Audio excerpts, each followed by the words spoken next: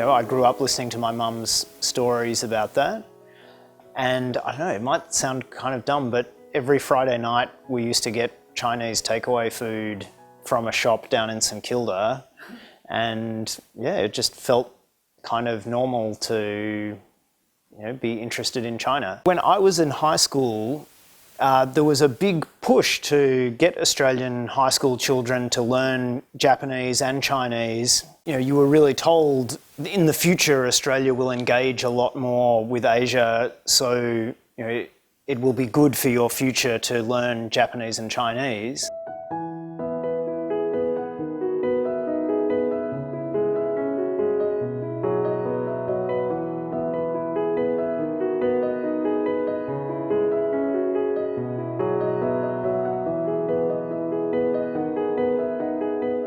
It was just such a fun place because it's quite a big city. People in Lanzhou, they just want to have a good time.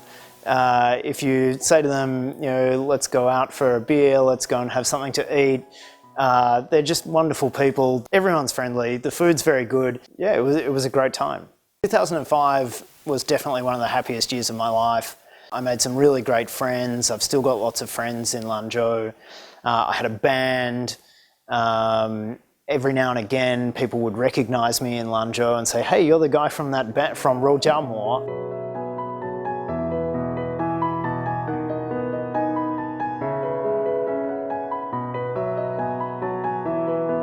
I still have some friends in Xinjiang who I, talk to on WeChat sometimes. I had a great time there. I think some of the studies that get quoted, I think are pretty misleading. I think when there's a lot of Western discussion in Australian media about how, China has developed and, what does that mean?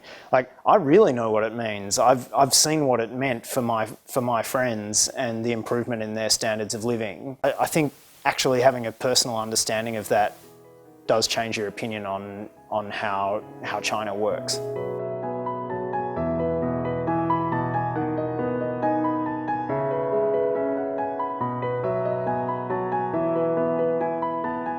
Working on areas of mutual interest. So I think things like agricultural research, climate policy, we're both big countries with lots of desert. We should both be really interested in how to feed ourselves and how to feed our neighbouring countries. There's still a lot of mutual interest, a lot of mutual respect between people at those levels.